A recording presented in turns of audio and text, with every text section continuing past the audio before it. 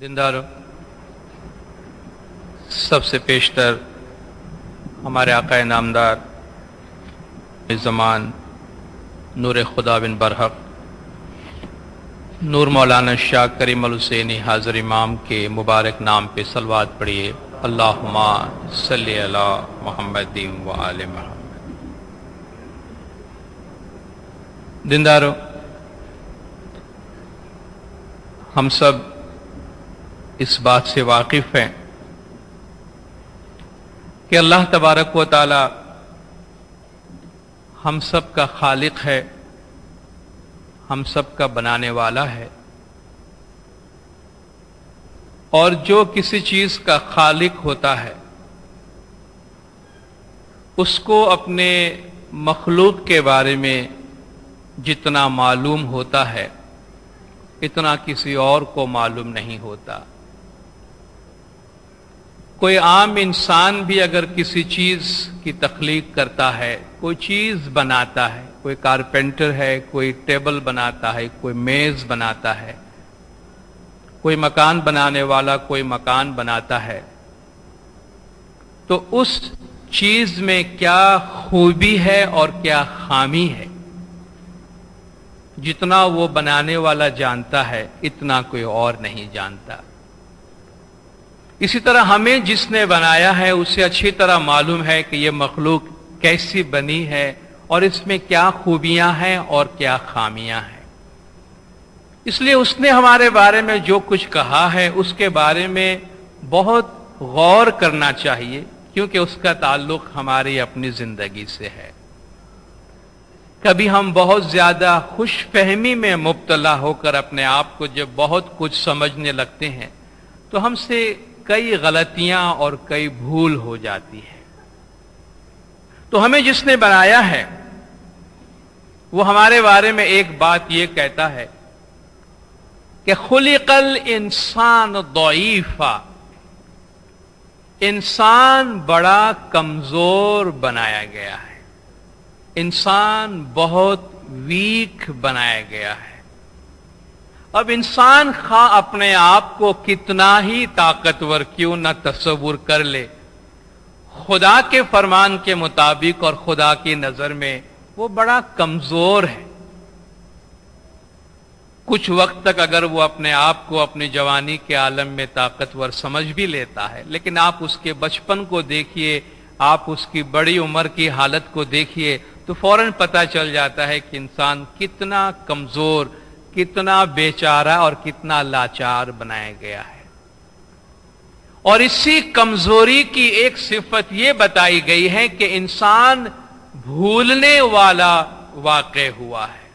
انسان میں خدا نے ایک صفت رکھی ہے کہ وہ بھول جاتا ہے، اور یہ بھول جانا ایک لحاظ سے اچھا ہے، ایک لحاظ سے برا ہے۔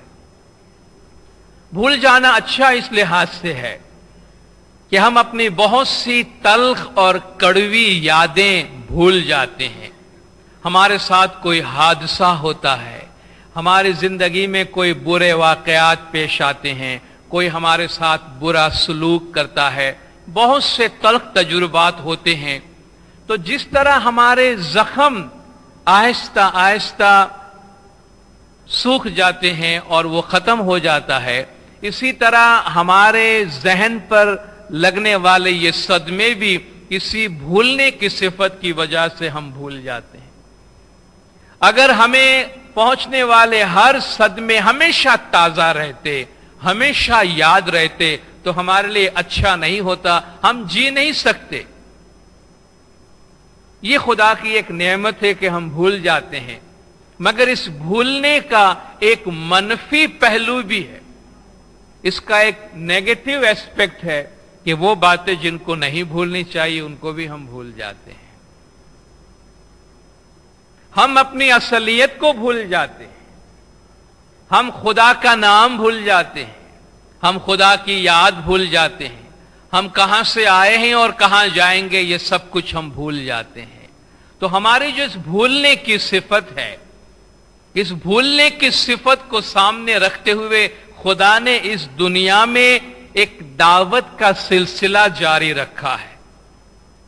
ہم کئی بار سنتے ہیں کہ خدا نے ہزاروں پیغمبر دنیا میں بھیجے ہیں، اور ہم یہ بھی سنتے ہیں کہ ان سب کا پیغام ایک ہی تھا، وہ سب انسان کو دنیا میں خدا کی یاد دلانے کے لیے، آخرت کی یاد دلانے کے لیے آئے تھے، تو اتنے سارے لوگوں کا اتنی دفعہ آنے کی کیا ضرورت تھی؟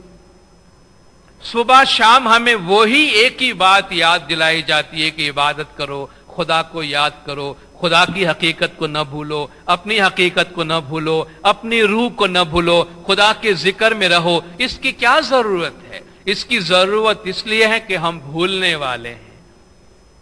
آج ہم تھوڑی دیر کے لیے خدا کا ذکر سنتے ہیں، کبھی کسی کے گھر میں کوئی موت واقع ہو جاتی ہے، قبرستان تک ہم جاتے ہیں تو ہمارے ذہن میں موت کی یاد کتنی تازہ ہوتی ہے۔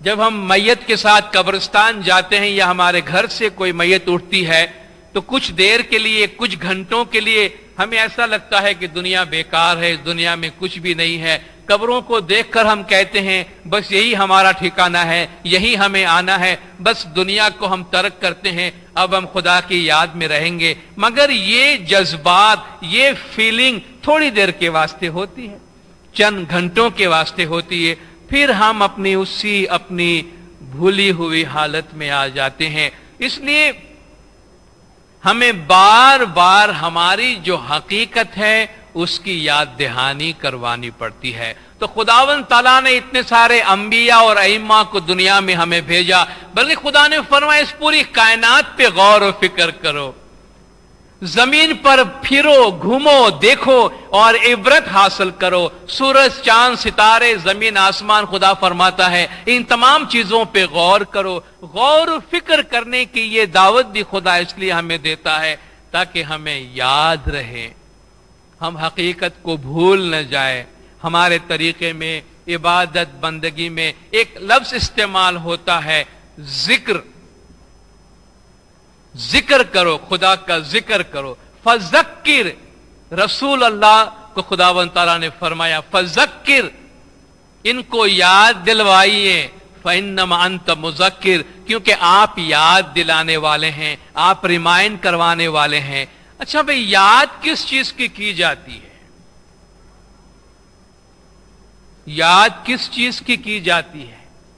جس چیز کو آپ نے کبھی دیکھا نہیں، جس چیز کے بارے میں آپ نے کبھی سنا نہیں، اور جس چیز کے بارے میں ہم نے کبھی تجربہ کیا نہیں، کیا ہم کبھی اس کو یاد کر سکتے ہیں؟ آپ کسی ایسے شخص کو یاد کیجئے جس کو آپ کبھی بھی نہیں ملے ہیں، تو آپ کہیں گے یاد کا تعلق ہمیشہ کسی جانی ہوئی چیز سے ہوتی۔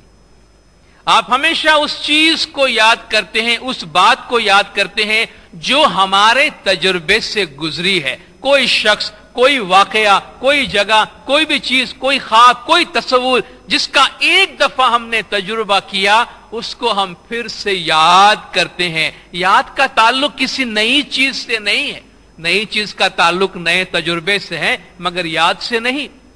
تو جب ہمیں یہ کہا جاتا ہے کہ یاد کرو، اس کا مطلب یہ ہے کہ ہم کچھ بھول چکے ہیں۔ فذکر انما انت مذکر، آپ ان کو یاد دلائیے، یہ بھول گئے ہیں۔ یہ کیسری سی ہے، اجا کی صحبت میں آ کر بکری بن کے بیٹھے ہیں، آپ ان کو یاد دلائیے کہ تم بکری نہیں ہو، تم شیر ہو۔ اور یہی کام ہے جو دین کا کام ہے، یہی کام ہے جو دائیوں کا کام ہے، یہی کام ہے جو پیغمبروں کا، اماموں کا کام ہے، اور یہی کام ہے جو دینی کتابوں کا اور دینی تعلیمات کا کام ہے۔ تو جب بھی کسی سے بات کی جاتی ہے بھئی عبادت کرو، ذکر کرو، خدا کو ہمیشہ یاد کرو، جماعت خانے میں پابندی سے آؤ، باقاعدگی سے آؤ، تو کبھی کبھی کوئی پوچھتے ہیں یہ روزانہ آنے کی کیا ضرورت ہے، یہ صبح و شام آنے کی کیا ضرورت ہے؟ بھئی ہمیں معلوم ہے ہم انسان ہے، دین ہے، مذہب ہے، خدا ہے، امام ہے، ہمیں معلوم ہے، مگر آپ یہ پابندی کیوں لگاتے ہیں، اس بات پہ اتنی زور کیوں دیتے ہیں کہ صبح شام آؤ، صبح شام خدا کو یاد کرو؟ خدا نے کیوں فرمایا صبح شام خدا کو یاد کرو، چلتے بیٹھتے اٹھتے بیٹھتے خدا کو یاد کرو؟ اس کی کوئی وجہ ہوگی؟ کیوں ایسا کیا جاتا ہے؟ یہ اس لیے ایسا کیا جاتا ہے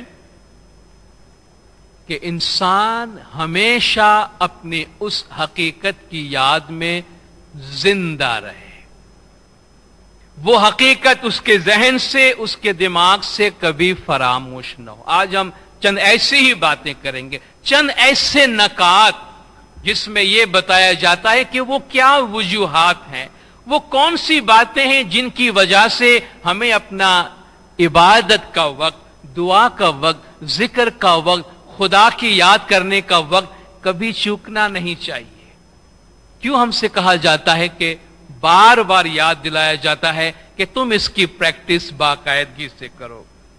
قرآن حکیم میں اللہ تبارک و تعالیٰ فرماتا ہے وَمَا خَلَقْتُ الْجِنَّ وَالْإِنسَ إِلَّا لِيَعْبُدُونَ، ہم نے انسان اور جنات کو پیدا نہیں کیا سوائے اس کے کہ وہ میری عبادت کرے۔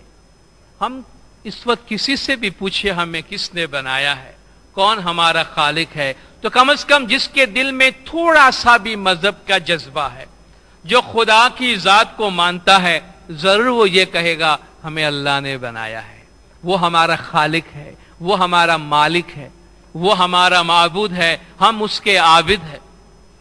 جب عابد اور معبود ہیں تو اس کے درمیان ایک رشتہ تو ہونا چاہیے۔ یہ پوری کائنات خدا کا بندہ ہے، زمین و آسمان کا ایک ایک ذرہ خدا فرماتا ہے یہ فرمان بردار ہیں، زمین آسمان کی ایک ایک چیز خدا کی مخلوق، خدا کی تابعدار، اور خدا فرماتا ہے یہ سب کے سب مسلم ہیں۔ افغیر دین اللہ یبغون وَلَهُ أَسْلَمَ مَنْ فِي السَّمَاوَاتِ وَالْأَرْضِ طَوْعًا وَكَرْهًا وَإِلَيْهِ يَرْجِعُونَ، کیا یہ لوگ اسلام کے علاوہ کسی اور دین کو چاہتے ہیں؟ اور یہاں اسلام سے مراد محض لفظ اسلام نہیں، بلکہ اس لفظ اسلام یا مسلم کے پیچھے جو معنی ہے، اسلام کے معنی ہے تسلیم کرنا، اپنا سر جھکا دینا، اپنے آپ کو لے کر جھک جانا خدا کے سامنے۔ خدا فرماتا ہے خدا کے آگے جھکنے کے علاوہ یہ لوگ کوئی اور دین مانگتے ہیں، جبکہ زمین اور آسمان کی ہر چیز خدا کے آگے مسلم ہے۔ سورج، چاند، ستارے، زمین، آسمان کی ہر ایک چیز خدا کے امر کے مطابق چلتی ہے۔ خدا فرماتا ہے کل لہو قانتون، کائنات کی ہر چیز خدا کے آگے جھکی ہوئی ہے، کائنات کی ہر چیز خدا کے آگے فرمان بردار ہے۔ تو اگر ہم بھی خدا کے بندے ہیں، ہم بھی خدا کی مخلوق ہیں، خدا نے ہم کو بھی بنایا ہے، ہمارا بھی رشتہ ایک عابد اور معبود کا ہے، تو اس کا ثبوت دینے کی ضرورت ہے یا نہیں؟ اور اس کا طریقہ خدا نے خود ہمیں بتایا ہے کہ صبح شام اس کے گھر میں آؤ اور اس کے آگے اپنا سر تسلیم خم کرو۔ دیندارو، اس کائنات میں جب سب چیز خدا کے فرمان کے مطابق چلتی ہے، وہ تو اپنی مرضی سے نہیں چلتی، خدا نے اس کو بنایا اس طرح ہے، مگر انسان کو خدا نے عقل دی ہے، اور انسان صحیح معنی میں مسلم اس وقت ہوتا ہے جب اس کی عقل خدا کے فرمان کے مطابق خدا کے آگے جھکتی ہے۔ تو ہم سے کہا گیا کہ صبح شام اس کے در پہ آئے، اس کے سامنے اپنا سر جھکائے، قم مع الساجدین، سجدہ کرنے والوں میں سے ہو جاؤ۔ اور سجدہ کرتے وقت جب ہم اپنا سر جھکاتے ہیں خدا کے حضور میں آ کر سر نگوں ہوتے ہیں، اگر واقعی ہمیں اس بات کا احساس ہے تو ہمیں پتا چلے گا اس میں کتنا سکون ہے۔ ہم دن بھر اپنے کام کاج میں ہوتے ہیں، کتنے ہمارے مسائل ہوتے ہیں، کتنا ہم کو ٹینشن ہوتا ہے، کتنے ڈیسیشنز لینے میں، کتنے فیصلے کرنے میں ہم کو کتنی پریشانیاں ہوتی ہے۔ دیندارو، ہم یاد رکھیں ہم ایک کمزور مخلوق ہیں، ہمارے پاس بہت تھوڑی سی توانائی، بہت تھوڑی سی روشنی ہے، جبکہ وہ خدا تمام جہان کا پروردگار ہے، اور وہ اس کائنات کا نورانی سورج ہے۔ دو گھڑی کے لیے آ کر جب ہم اپنے آپ کو اس کے سپرد کرتے ہیں تو بالکل ویسا ہی ہے جیسے ایک چھوٹا بچہ दिन भर यहां वहां घूमता परेशान होता है, खेलता कूदता है, गंदा होता है। शाम को आके जब वो अपने आप को अपने माँ बाप के सुपुर्द कर देता है कि लो मैं आ गया हूं, तो बाकी काम उसके माँ बाप संभाल लेते हैं कि अब इसको धोना है, साफ करना है, साफ सफाई करके इसको नए कपड़े, अच्छे कपड़े पहनाना है और इसको फिर से एक दफा एक खूबसूरत सा बच्चा बनाना है। ये काम वालिदैन खुद अपने ऊपर ले लेते हैं। तो हम हमेशा ये न समझे कि अपनी जिंदगी, हमारी दुनिया, हम अपने खानदान, अपने घर, अपने कारोबार खुद चलाएंगे। जब हम मौला के दर पे आते हैं, कभी कभी अपना काम उसके सुपुर्द करें और सर झुकाने में वस्जुद वक्तरीब, खुदा फरमाता है सर झुकाओ और मेरे करीब हो जाओ, सजदा करो और मेरे करीब हो जाओ। तो जब हम अपना सर झुकाते हैं, हम इस पूरी कायनात के साथ हम आहंगी में आ जाते हैं, हार्मोनाइज हो जाते हैं। जिस तरह सारी कायनात अपने आप को खुदा के सुपुर्द किए हुए है। जब हम शाम को आके, सुबह आके अपना सर झुकाते हैं, तो हम इस पूरी कायनात के साथ हो जाते हैं। और जब पूरी कायनात के साथ हो जाते हैं, तो एक अजीब सुकून का एहसास होता है कि हम सब खुदा के हुजूर में हैं। तो जब अपने आप को बंदा होने का इजहार जब इबादत बंदगी में आके हम करते हैं, तो वो हमारे और खुदा के दरमियान एक मजबूत बंधन का रिश्ता होता है। और हमें यह भी पता चलता है दुनिया में हम अकेले नहीं है, हमारा एक बहुत बड़ा मालिक हमारे साथ है जो हमें संभालता है। तो ये ना समझे हम इबादत में आते हैं, दुआ पढ़ने आते हैं, तो हम किसी पर कोई एहसान करते हैं या हम कोई खुदा की खुदाई को चला रहे हैं जमात खाने में आकर। ये हमारी जरूरत है। हम जब सांस लेते हैं, 24 घंटा सांस लेते हैं, हमें मेहनत करने की जरूरत नहीं पड़ती। खुदा ने हमारा सिस्टम ऐसा बनाया है, हम सो भी जाते हैं तब भी हमारा दिमाग काम करता होता है और हमारी सांस चल रही होती है। 3 वक्त अगर हम खाना खाते हैं, न सांस लेने में हम किसी पर एहसान करते हैं, न खाना खाने में हम किसी पर एहसान करते हैं, हम अपनी जिंदगी को बरकरार रखते हैं। इसी तरह जो शख्स इबादत में आता है, जिक्र में आता है, अपनी रूहानी और बातिनी जिंदगी को बरकरार रखता है। अल्लाह ताला ने जो हमारी तख्लीक की है, तो खुदा ने हमें 2 चीजों से बनाया है। एक हमारा जिस्म है, एक हमारी रूह है। आप में से बहुत से लोग सालों से यहां रह रहे हैं। कल आपने जिसको बच्चा देखा था, आज शायद अब उसको जवान देख रहे हैं, कल शायद आप उसको बुजुर्ग देख रहे हैं। अपनी जिंदगी के दौरान आप देख रहे हैं कि बच्चा बढ़ता बढ़ता बुजुर्ग बन गया है, बड़ी उम्र हो गई। ये तब्दीली हमारे जिस्म में आती है। हमारे जिस्म का एक आगाज है, हमारे जिस्म का एक अंजाम है। हमारा जिस्म पैदा होता है, कल हमारा जिस्म खत्म होगा। हमारे वजूद का एक हिस्सा फानी है जो हमारा जिस्म है, जो हमेशा के लिए नहीं है, जो हम नहीं है। क्योंकि हमारे मरने के बाद भी हम जिंदा रहते हैं, जो हम है, जो हमारी रूह है। मौला ने फरमाया ये बात कभी नहीं भूलना कि ये तुम्हारी रूह ही है जो दायमी है, हमेशा जिंदा है और हमेशा रहने वाली है। अपनी इबादत बंदगी के जरिया हम अपनी दोनों जिंदगियों को बरकरार रखते हैं। हमारा जिस्म है, हम सुबह उठने से लेकर रात को सोने तक जितनी मेहनत करते हैं, शायद वो सारी की सारी मेहनत हमारी जिस्मानी जिंदगी के वास्ते है। सही है ना?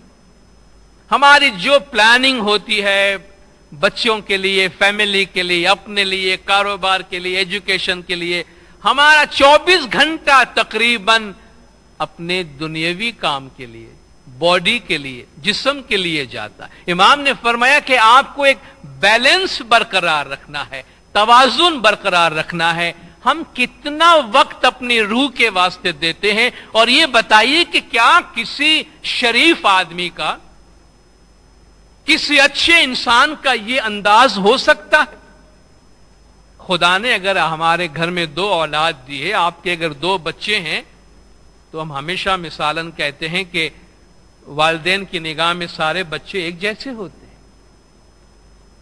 اور اگر سارے بچے ایک جیسے ہیں پھر بھی آپ ان میں سے ایک کا بہت خیال کر، جس طرح آپ بعض سوسائٹیوں میں جائیں گے، اگر ایک لڑکا اور ایک لڑکی ہے تو وہ یہی سمجھتے ہیں گھر میں ایک ہی بچہ ہے کہ وہ لڑکا ہے، لڑکی ایگزسٹ نہیں کرتی ان کے لیے، وہ ان کے وجود میں نہیں ہے۔ 5-6 بچے اگر ہیں اور آپ ان سے پوچھیں کتنے بچے ہیں تو صرف لڑکوں کی تعداد بتاتے ہیں، لڑکیوں کی تعداد نہیں بتاتے، ان کو بچوں میں شامل نہیں کرتے۔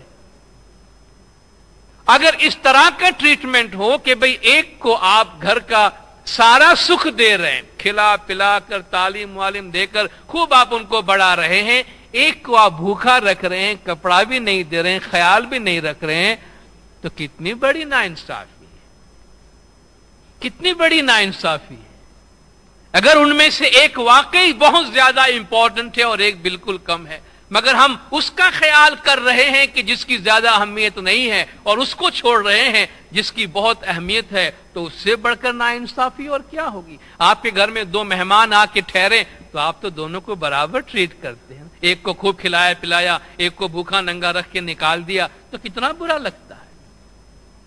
تو اگر ہم ان 2 ہستیوں کے ساتھ دنیا میں آئے ہیں، 2 شخصیتوں کے ساتھ دنیا میں آئے ہیں، ان میں سے ہم ایک کی تو اتنی مہمان نوازی کر رہے ہیں، ایک کو کھلا پلا کر اتنا موٹا کر رہے ہیں کہ دوسرے کے لیے پوچھنے کا ہمارے پاس ٹائم نہیں ہے۔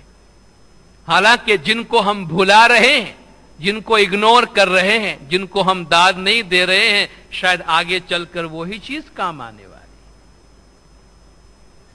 تو مولا نے فرمایا آپ ان 2 چیزوں کے درمیان بیلنس رکھے، تھوڑا سا ٹائم نکال کر اپنی ذات کے بارے میں سوچے۔ مولا نے فرمایا آپ دن میں تھوڑا سا ٹائم نکالیں۔ مومن کی عادت یہ ہوتی ہے کہ خلوت میں بیٹھ کر، علیحدگی میں بیٹھ کر، تنہائی میں بیٹھ کر اپنی روح کے بارے میں سوچے، اپنے آپ سے پوچھے میں کون ہوں، کہاں سے آیا ہوں، روح کیا ہے، روح کہاں سے آئی ہے، کہاں جائے گی۔ آج کل معرفت کے بارے میں، روح کے بارے میں، روحانیت کے بارے میں سوچنے کے لیے لوگوں کے پاس وقت نہیں بچا ہے۔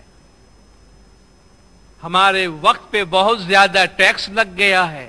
پہلے شام کو فارغ وقت ہمارے پاس ہوتا تھا، آج وہ میڈیا نے سارا ہم سے لے گیا ہے۔ پہلے رات کو 8 بجے ہماری شام رات ہو جاتی تھی، آج 2 بجے تک صبح ہماری رات نہیں ہوتی ہے، کیونکہ ہم مصروف ہوتے ہیں دنیا کی بہت ساری چیزوں کے بارے میں معلومات رکھنے کے لیے، انٹرٹینمنٹ کے لیے۔ ہمارے پاس گھنٹے وہی 24 ہیں، وہی ٹائم ہمارے پاس ہے، اسی میں سب کچھ کرنا ہے، اور یہ بہانہ کسی کام کا نہیں ہے کہ ہم کو وقت نہیں ملتا تھا۔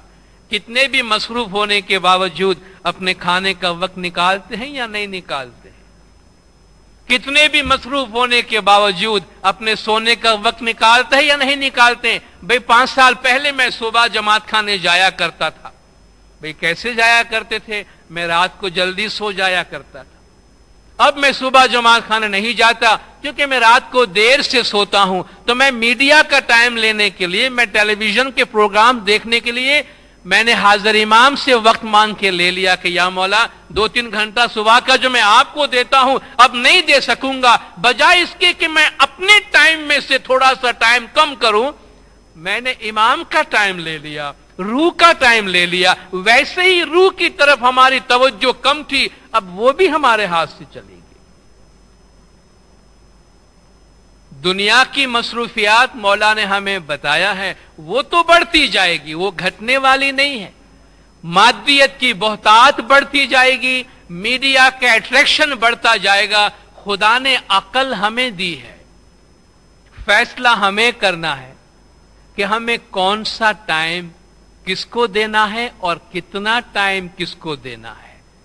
اور مولا نے فرمایا جب بھی تم گھڑی کی طرف دیکھتے ہو، 1 منٹ یا سیکنڈ کے کانٹے کو اپنی جگہ سے ہلتے ہوئے دیکھتے ہو، تو سمجھ لینا اس فرمان پہ عمل کرنے کے لیے تمہارے پاس 1 منٹ یا 1 سیکنڈ کم ہے۔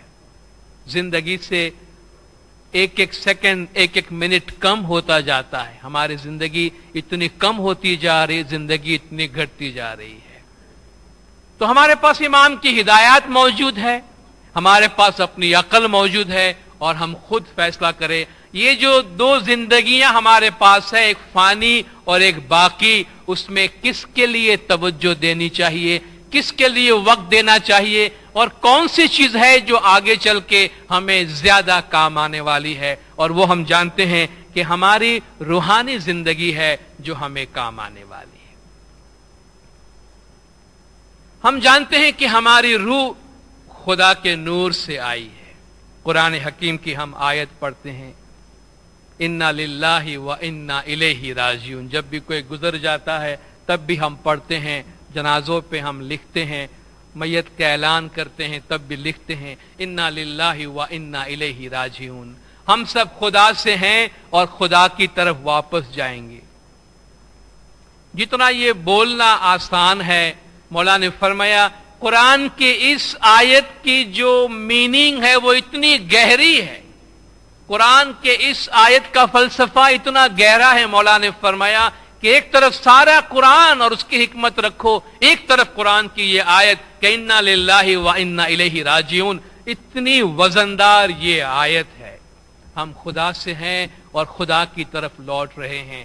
جب ہم خدا سے ہیں، اس کا مطلب یہ ہے کہ ہماری روح خدا سے ہے، ہماری روح اپنے انتہائی پاک و پاکیزہ صورت میں، اپنی انتہائی پاک و پاکیزہ حالت میں خدا کے نور سے جدا ہو کر آئی ہے۔ اور جب اس روح کو خدا کے نور کی طرف واپس جانا ہے تو خدا کے نور میں اس کا وصال اسی وقت ہوگا جب یہ روح پھر سے پاک و پاکیزہ حالت میں ہوگی۔ ایک ناپاک روح، گنہگار روح خدا کی ذات سے واصل نہیں ہوتی۔ وَنَفْسٍ وَمَا سَوَّاهَا فَأَلْهَمَهَا فُجُورَهَا وَتَقْوَاهَا قَدْ أَفْلَحَ مَنْ زَكَّاهَا وَقَدْ خَابَ مَنْ دَسَّاهَا۔ روح انسانی کی قسم، اور اس کی جس نے اس کو بنایا کہ اس میں اس کی اچھائیاں برائیاں دونوں ڈال دی۔ جس نے اس کو پاک کیا وہ کامیاب ہوا، اور نامراد ہوگا وہ جس نے اس کو دبا کے رکھ دیا اور اس کا خیال نہیں کیا۔ قد افلح من زکاہا، وہ شخص کامیاب ہوگا جو اس کو پاک و پاکیزہ کرتا ہے۔ اور روح کی پاکیزگی کا اپنا طریقہ ہوتا ہے، جسم کی پاکیزگی کا اپنا طریقہ ہے، اور مادہ تو کبھی پاک نہیں ہے، مگر روح کی پاکیزگی گناہوں سے دور رہنا، گناہوں سے آزاد رہنا، صاف ستھری زندگی گزارنا۔ روح کی پاکیزگی بہت مشکل کام ہے اور اس کے لیے بہت خیال رکھنے کی ضرورت۔ سب سے پہلے اپنا لقمہ پاک و پاکیزہ ہو۔ ہم جو روزی کماتے ہیں وہ لقمہ پاک ہونا چاہیے، 10 مال واجبات ادا کر کے اس کو پاک کر کے ہم اپنے منہ میں ڈالیں، کیونکہ ہماری خوراک سے ہمارا وجود بنتا ہے۔ جب مولا کے اس در پہ آتے ہیں، عبادت بندگی ذکر سے ایک باطنی قسم کی پاکیزگی ہوتی ہے۔ صرف اتنا ہی سوچ لیں کہ جتنی دیر ہم اس گھر میں آتے ہیں ہم مولا کے نورانی ماحول میں ہوتے ہیں، ہمیں اتنا وقت مل جاتا ہے کہ ہم دنیاوی جنجال سے دور رہتے ہیں، دنیاوی فکر سے دور رہتے ہیں، نور اور نورانیت کے ماحول میں رہتے ہیں۔ جس طرح ہم کسی اچھے باغیچے میں جاتے ہیں، کسی پارک میں جاتے ہیں، صاف ستھری فضا میں جاتے ہیں، وہاں جانا اور اس ماحول میں بیٹھنا، اس صاف اور پر فضا ماحول میں بیٹھنا ہماری ذہنی اور جسمانی اور جذباتی صحت کے لیے کتنا اچھا ہوتا ہے۔ اچھے ماحول سے ہمارے جسم پہ، ذہن پہ کتنا اچھا اثر پڑتا ہے۔ تو اس گھر میں جہاں مولا فرماتے ہیں ہمارا نور موجود ہے، ہم نورانی طور پہ موجود ہیں، جتنی دیر اس گھر میں ہم رہتے ہیں امام کے نور سے نورانیت ہمارے وجود میں آتی ہے۔ ہم دعا، بندگی، عبادت، ذکر، گریہ زاری سے اپنے باطن کو پاک کرتے ہیں، اور روح کو پاک کو صاف رکھنے کا اور روح کو پاک کو صاف کرنے کا یہ ایک بہترین ذریعہ ہے۔ اس لیے ہم سے کہا جاتا ہے صبح و شام جماعت خانے میں آؤ۔ جس طرح ہمارے جسمانی صحت کو برقرار رکھنے کے لیے ہم سے کھانے پینے کے اصول سمجھائے جاتے ہیں اور بتائے جاتے ہیں، اسی طرح ہماری روحانی صحت اور روحانی زندگی کو برقرار رکھنے کے لیے ہمارے نورانی اور باطنی خوراک کے بارے میں ہمیں بتایا اور سمجھایا جاتا ہے۔ ہمارے